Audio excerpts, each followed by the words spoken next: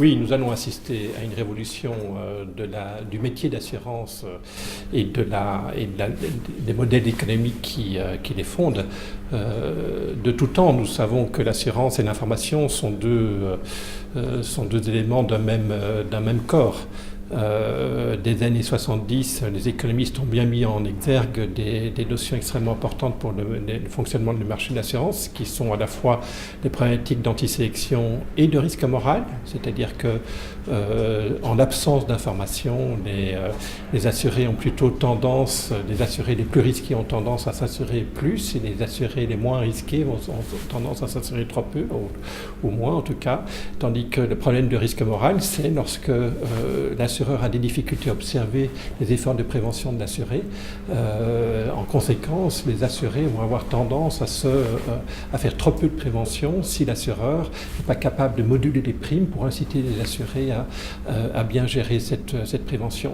Avec l'arrivée d'informations beaucoup plus abondantes du point de vue à la fois des assurés et des assureurs, on va avoir évidemment à la fois des périls importants pour le métier d'assurance, mais aussi des opportunités extrêmement importantes.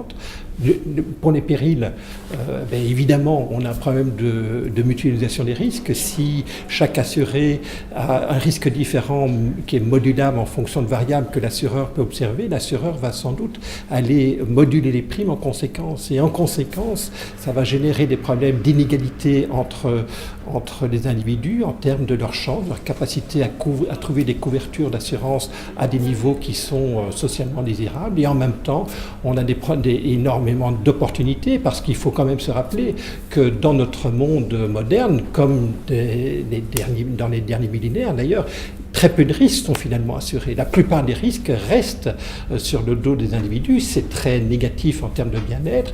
La possibilité d'obtenir des informations supplémentaires à la fois sur la prévention des risques et sur les risques intrinsèques des individus va faire qu'on va pouvoir éliminer ces problématiques, ou en tout cas les réduire, les problématiques de risque moral et d'antisélection qui ont toujours freiné l'assurabilité d'un certain nombre de risques. Et donc ce sont des opportunités extrêmement importantes.